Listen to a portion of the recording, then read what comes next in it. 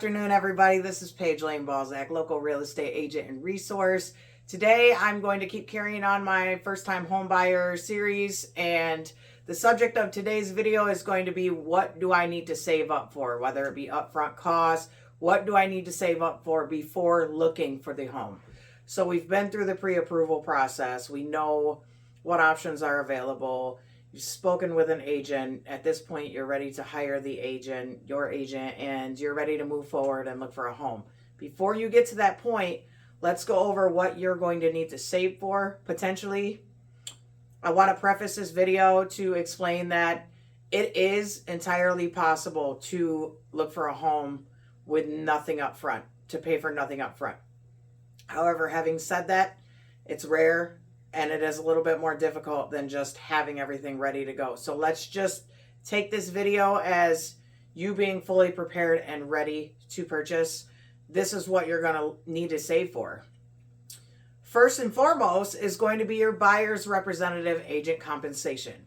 So your buyer's agent is going to be the person representing you in the sale of the home. They are not only going to represent your best interests, but they're also going to give you the access to the homes you want to look at.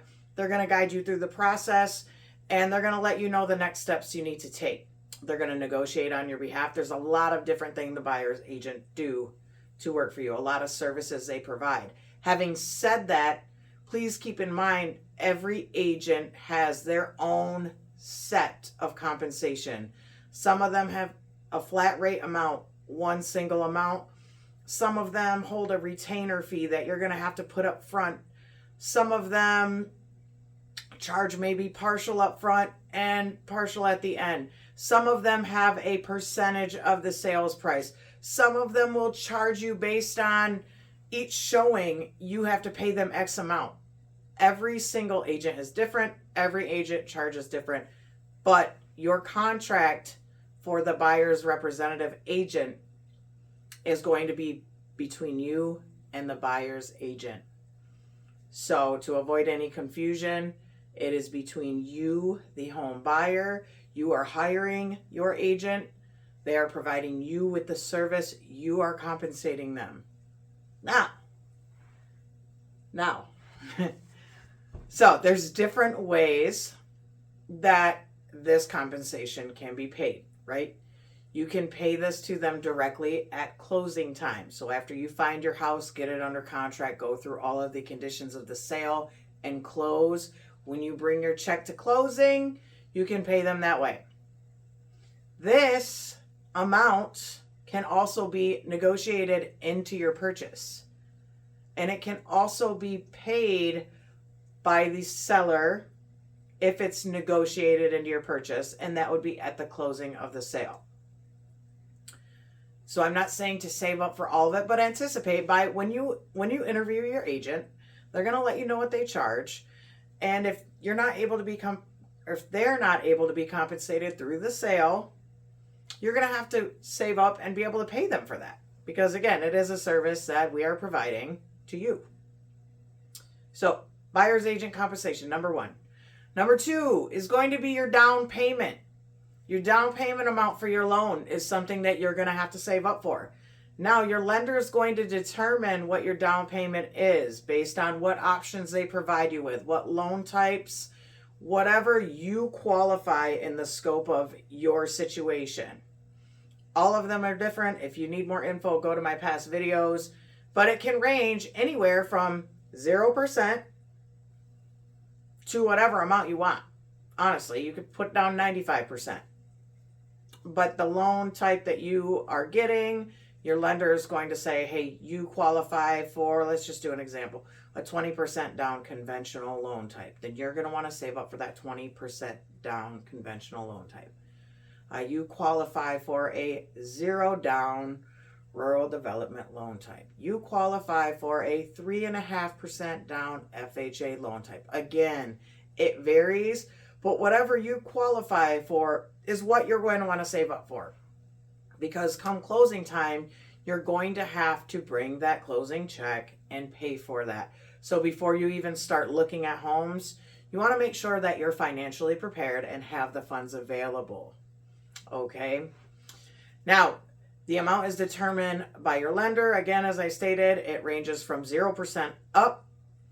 This cannot be negotiated into your purchase, meaning you cannot negotiate for the seller to pay out of their proceeds back to this down payment. This is something that you're required to have at least the down payment amount, if not another, say, first month of your mortgage payment. Okay? So it cannot be negotiated in your purchase. It cannot be paid for by the seller. Number 3 is going to be your closing costs. What is this? This can be anything from any title fees you have. So your title company is going to run title work. Sorry, got it. Your title company will have fees. Who you close through. That's who you go to the table to sign for. That's who you bring your check to. So your title company. You have lender fees. Anything that your lender charges, they might have loan fees. And again, all of this varies as far as amount, but you do want to have some extra amount. A lot of times they determine your closing costs. Your lender will give you an estimated amount. It's usually overestimated, so you know the maximum you could be coming out of pocket with. Any administrative fees that your buyer's agent charges, again, the compensation and fees, that's going to be rolled into your closing costs. Now, this amount is determined by the property, the lender, and the title company. Again, they can fluctuate. They can be negotiated into the purchase in the form of a seller concession. Your seller can pay for this. Say you offer X amount on the home. Let's just say $100,000. But you ask for a number, a flat amount, $2,000 toward closing costs, $5,000 toward closing costs. So they're going to give that back to you at the end of the sale. You would apply that to what's due, or you can ask for a percentage, 5% of the total purchase price toward the closing costs. And that can help. That's a good negotiation tool for an agent and for a home buyer. If they don't have a lot up front, you can request for the seller to essentially give concessions, which is money back toward helping you with your closing costs. Again, that's going to take away from their top dollar. Keep that in mind, but it's an option for you. Number 4 is going to be your earnest money deposit. So within 72 hours of both parties, the buyer and the seller, coming into agreement on a purchase amount and all the terms of the purchase or the sale, once everybody has signed every signature and it is fully executed, within 72 hours, you're going to want to provide an earnest money deposit, also known as a good faith deposit. Now, this is negotiated into your contract. The amount is listed there. And again, this shows that you're serious about the sale and that you're serious about the purchase. This can be nothing, or it can go up from there. It depends on the sale. It depends on your situation. It depends on what you're bringing forward. But within 72 hours, you need to provide the earnest money deposit. So if you write into your contract any amount, whether it be $2, $1,000, $2,500, that's something you want to be prepared to bring to either the broker of your buyer's agent or the title company or whoever's holding that. Now that will be rolled into your closing cost. So it can be applied to your deposit. It can be applied toward your closing cost. It would be rolled in at the end of the sale. They would deduct whatever your earnest money amount is from the total you're bringing. So it will be held through the entire process of the sale until close. If the sale does not go through for any reason, no fault of the home buyers, that would be released back to you or applied to your next purchase, whatever you want to do. But your earnest money deposit, also known as a good faith deposit, is something if you're planning on bringing to the table, which is common. 0 earnest money deposit is not a common thing, but it's happened. If you're planning on bringing an earnest money deposit and putting something up front, which you should, then you want to prepare and save for that before you start looking for homes. So I know this may seem like a lot. That's why I'm trying to number it and break it down. Earnest money deposit, number 4. Number 5 is going to be your home inspection. The home inspection goes over the state of the home. Are there any defects? This will go over anything between top to bottom. The prices do vary, and your home inspection is going to go over all big ticket items: roof, HVAC, plumbing, electrical. I feel like I'm missing something. Structure, things like that, as well as everything in between. Windows, gutters, attic. And again, these prices do vary. Some inspectors may start off at $250 for a general overall scope, but then have a la carte items like, hey, if you want your basement checked out, add another $50. If you want a radon inspection, add another $100. So every inspector, again, is different. They all have their own pricing, but if you'd like to get in touch with my trusted inspectors, feel free to click on the link in the description. I can give you a couple different price ranges of the inspectors I work with, and I can give you an idea at least. Or you can call around to the different inspection companies. Now, remember I said you can get away with going to a purchase without anything up front.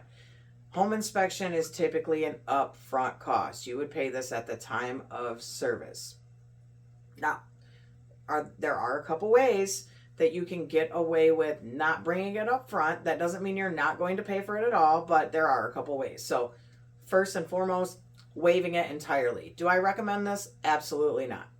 Now you're putting a big amount of money down into a home, and say you don't get a home inspection and the structure is just done for, and you didn't know that because you're a home buyer and you're not very savvy when it comes to foundation issues. If you miss that, it's a big ticket item. You could have to come off of a lot of money to fix that. So that's why I never recommend to waive a home inspection. But on the other hand, if you are a home builder and you see this stuff all the time and you're very well versed and can spot an issue like that, waiving is an option, right? And then you don't have to pay for a home inspection. Furthermore, you may have a family member that's been in the building industry for 20 plus years and know what to look for. You may have your own connection. Yes, in that case, bring them along, have them do the inspection. Alternatively, if you're not in that position, there are some home inspectors that will allow you to pay for it at close. Now, this isn't something you'd have to save for up front, but again, you are going to have to pay for that. Sometimes they'll allow that, but they'll charge an additional nominal fee. You have to see if that would make sense for you or not. So as far as not paying for it, you can either waive it, have a skilled family member do it, or ask for it to be paid for at close, and again, maybe facing a nominal fee for that. Number 6 is not something that you may need to save up for. It depends on where you're looking, but you have a well and septic inspection. So typically in the city, you have a sewer line, public water. Now with your home inspection, you can arrange for them to do what's called a sewer scope, or you can get in touch with a plumber to do a sewer scope. That's in the city, and that's going to let you know how your sewer is looking. However, if you're in rural areas where you have a well providing you with your water, you get what's called a well and septic inspection. Now, your well is going to be what brings you your water. Your septic is where your waste goes. So not every home is going to have well and septic collectively. These are two separate things. And I will, in time, provide a video explaining these. But you can request that the seller get the well and septic inspection. When you're buying a home and you're still in the home buying process and you haven't closed on it, you can request the seller to pay for the well and septic inspection. That way, if anything happens with the sale, it doesn't work out, you didn't come out of pocket for it, they have it on record for the next person that wants to come along and buy it. You can request that. The last, that's it. I'm not going to get too far in depth with the well and septic inspection. If you're looking to buy in a rural area that may have that and want more information, like I said, click in the link in the description. I can give you the rundown, but this is just for upfront cost or something you should be saving for before looking at homes. So the last, very last but not least, is going to be your home survey. Oftentimes, again, in cities, you have lots that are very clear, outlined, concise. However, when you're purchasing a home, you're not technically purchasing the home. You are purchasing the legal description that goes along with that home. So you are purchasing whatever that legal description is. If you're getting multiple acres or a large plot of land, or if you have any what's called easements shown in your title work, the survey is going to go through that legal description, give you a boundary outline, and let you know if there are any potential issues with it, or it would let you know as a home buyer if you're going to have any issues, whether it be with neighbors, maybe it's short what was listed on your listing information. It could be a number of things, but you are purchasing the legal description, which is going to be the actual parcel and what's on it, the home. Okay? You're purchasing that legal description. So that, again, the price does vary. It goes by the size of the lot. It goes by area. It goes by the specific surveyor. I can do the research if you're looking in a specific area. There are oftentimes you can waive the survey if you feel comfortable. You do have the ability to make the choice to waive the survey. Again, the more land you're getting, the more I would not recommend it. I don't know if I'd ever not recommend it. In a high competitive market for buyers, I'm seeing oftentimes home buyers are waiving surveys. And again, it's very different when you're in a cookie cutter neighborhood and you see they're all, 0.25 acres, all same size lots, all look the same, as opposed to, a 6-acre parcel that's like the one in Newaygo I have for sale. That's, So it depends on your preferences. I'm going to go through and recap again what you should save for before buying a house. Number 1 would be your buyer's representative agent compensation. 2 would be your down payment. 3 is going to be any additional closing costs that come along with the sale. 4, your earnest money deposit, your good faith deposit, what you're putting up front before you even close. Number 5, your home inspection and any additional inspections you would like for the home. Number 6 is going to be any well septic inspections. And number 7 is going to be your survey. That is what you should begin to save for before you start looking for a home. Now, if you want to get in touch with your agent and go over, this is where I'm at, this is what I have for savings, this is what I'd like, we can go through individually and figure out what would be the best steps to take for you, what we can try to work out, what we can negotiate into your purchase, and how much you'd really possibly be looking at spending up front, okay? Don't hesitate to click on the link in description. That's going to get you to my contact info. There's an ask a question option.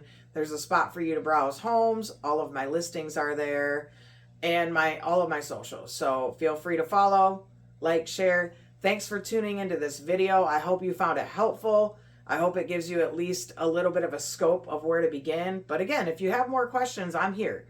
Click on that link. Get in touch with me. Thanks again for tuning in. Have a blessed day.